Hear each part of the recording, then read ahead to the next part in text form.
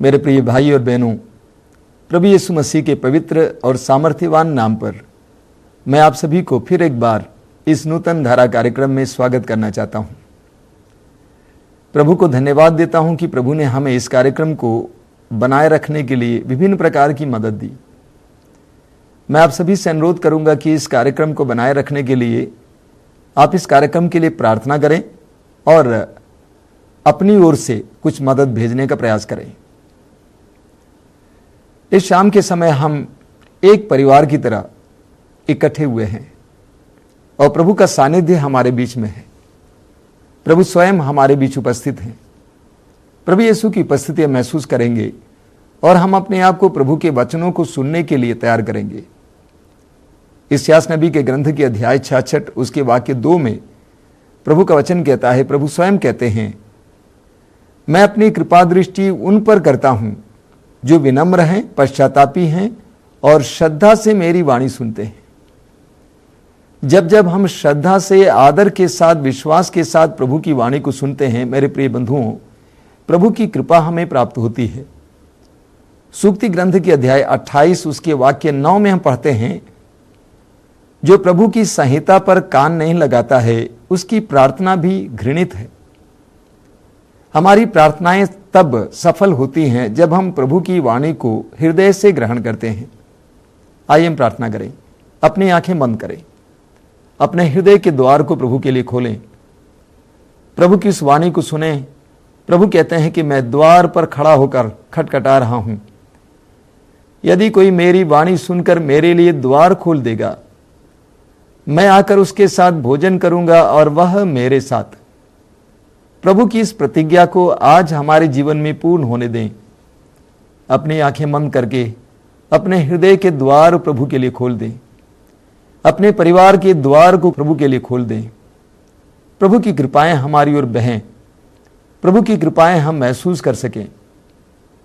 आइए हम इस प्रार्थना में गीत को सुने और इसके साथ साथ प्रभु के साथ जुड़ जाएं।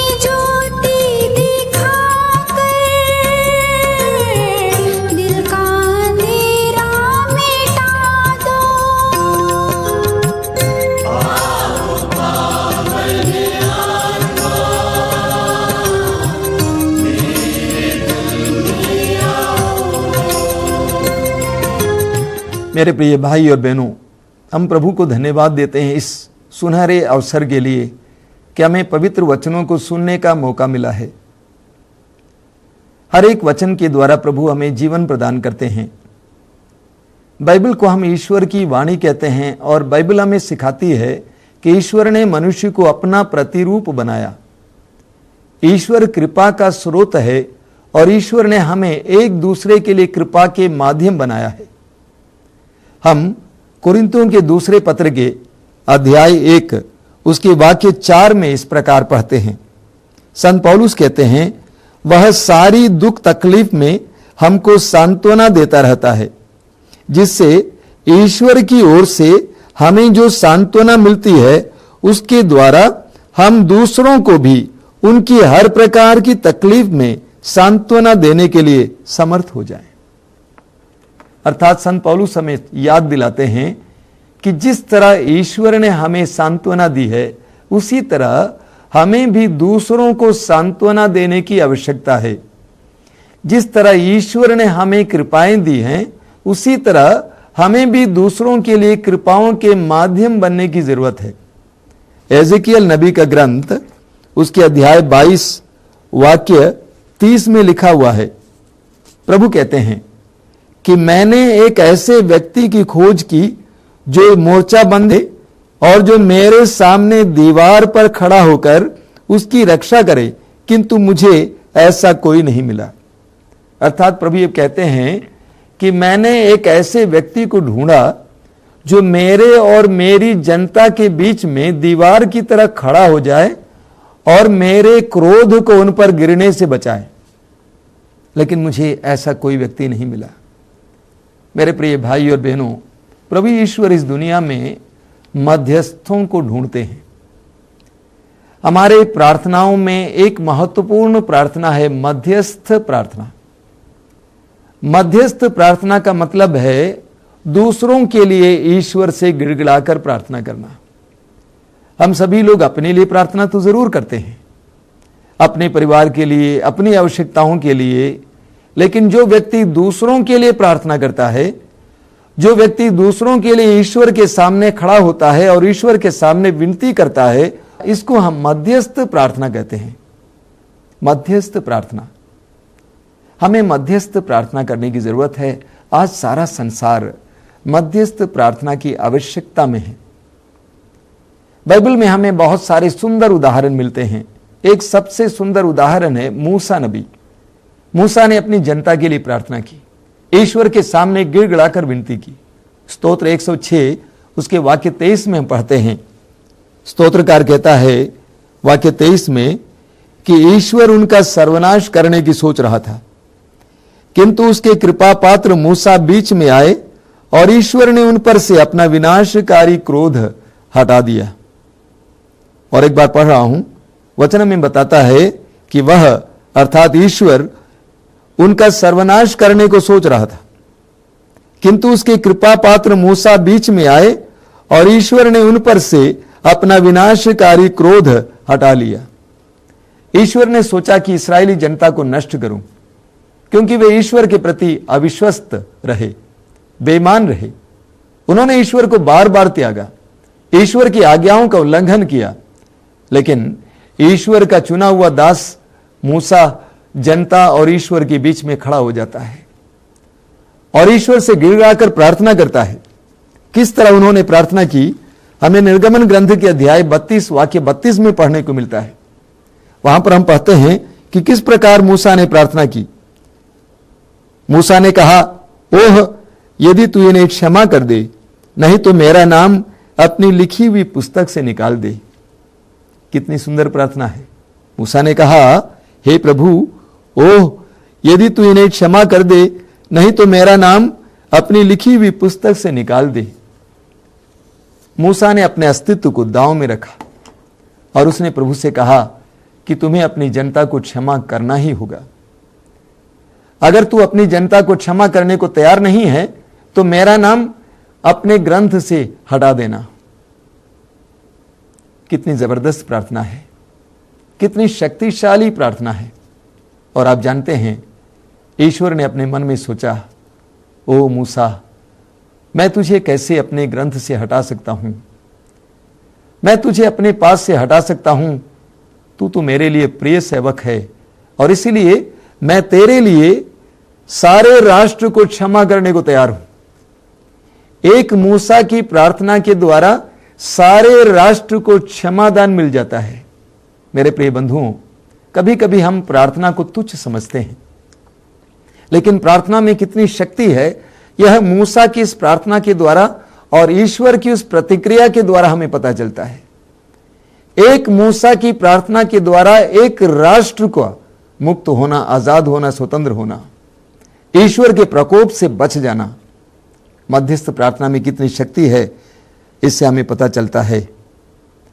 अक्सर हम अपने जीवन के दुखों को देखकर, दूसरों की कमियों को देखकर, उनके अपराधों को देखकर, उनकी गलतियों को देखकर उनको कोसते हैं, डांटते हैं, बार बार उनके बारे में शिकायत करते हैं।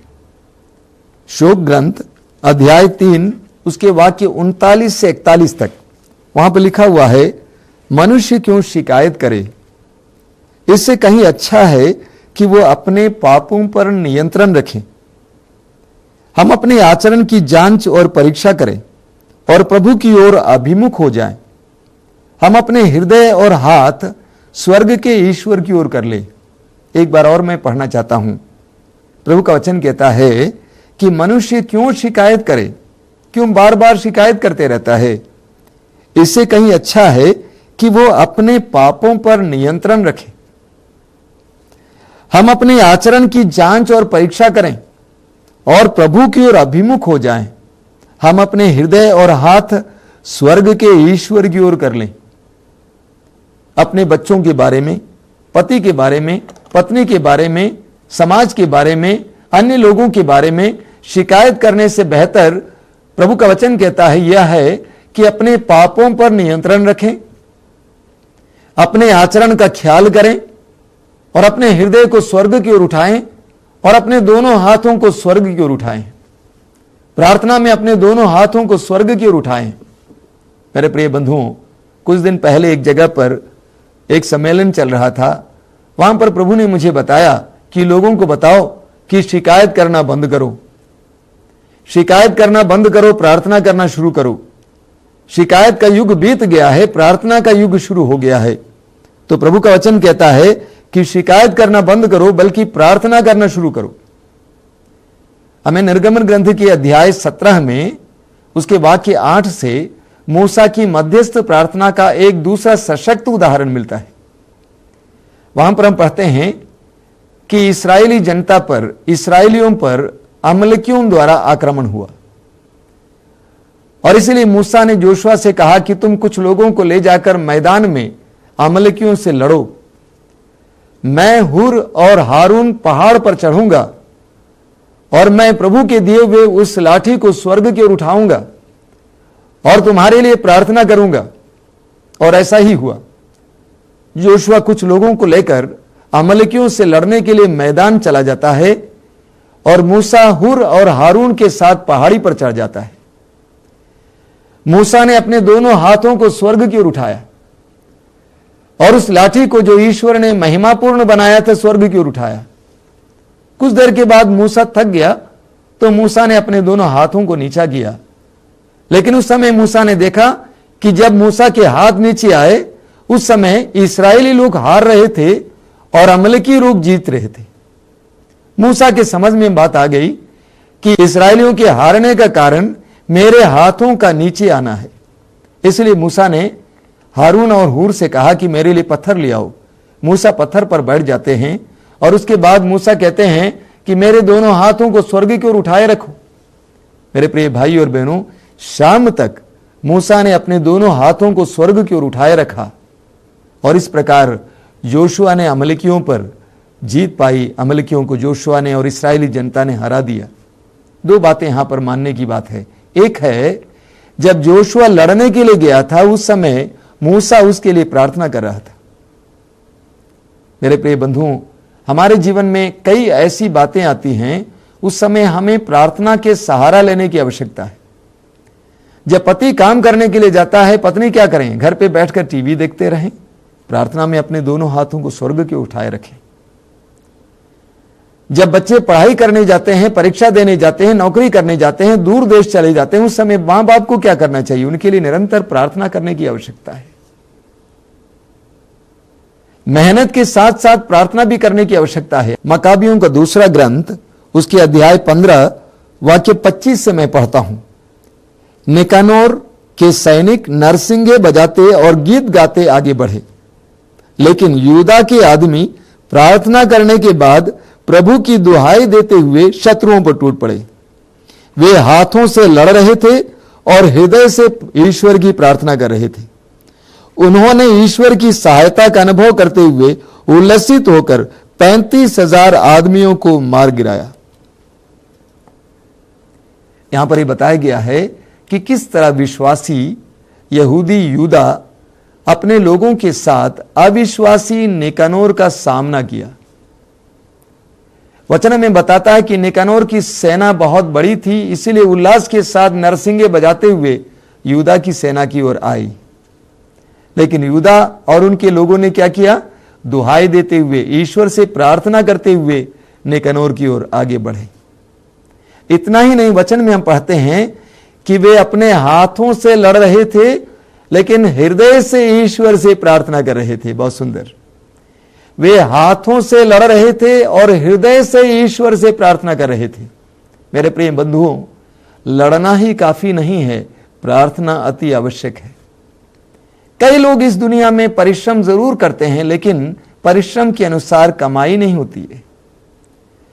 परिश्रम करना ही काफी नहीं है, उतनी ही मात्रा में प्रार्थना करने की आवश्यकता है। पढ़ाई करना ही काफी नहीं है, बल्कि उतनी ही मात्रा में प्रार्थना करने की आवश्यकता है। परिश्रम और प्रार्थना को एक साथ चलना चाहिए। एक दूसरे के लिए प्रार्थना भी अति आवश्यक है और अपने लिए भी प्रार्थना करने की अति आवश्यकता है। परिश्रम के साथ साथ प्रार्थना भी करना अति आवश्यक है। हम शोक ग्रंथ के अध्याय 2 में पढ़ते हैं, उसके वाक्य 18 और 19 में, तुम सारे हृदय से प्रभु सियोन के रक्षक की दुहाई दो, तुम्हारे आंसू दिन रात नदी की तरह बहते रहें, तुम नहीं रुको, निरंतर रोते रहो। उठो, रात में चिल्लाओ, पहले पहर में अपना हृदय पानी की तरह बहा दो। अपने बच्चों के प्राण बचाने के लिए प्रभु के सामने हाथ उठाकर प्रार्थना करो। कई बातें प्रभु यहां बताते हैं। सबसे पहले प्रभु बताते हैं कि तुम सारे हृदय से प्रभु की दुहाई दो। दूसरी बात, तुम्हारे आंसू दिन रात नदी की तरह बहते रहे। तीसरी बात, रात को उठो और चिल्लाओ। चौथी बात कि अपना हृदय पानी की तरह बहा दो। हृदय की बातों को प्रभु के सामने रखो और प्रभु के सामने हाथ उठाकर प्रार्थना करो। मेरे प्रिय मित्रों, हम विश्वासियों के जीवन में मध्यस्थ प्रार्थना का बहुत बड़ा स्थान है। बिना मध्यस्थ प्रार्थना का हमारा जीवन सफल नहीं हो सकता है। जहां कहीं भी प्रभु के बड़े बड़े कार्य होते हैं, वहां पर मध्यस्थ प्रार्थना का बहुत बड़ा योगदान है। हमारे आश्रम में हजारों लोग आते हैं, लेकिन हमने किसी को उनको बुलाने के लिए नहीं भेजा है।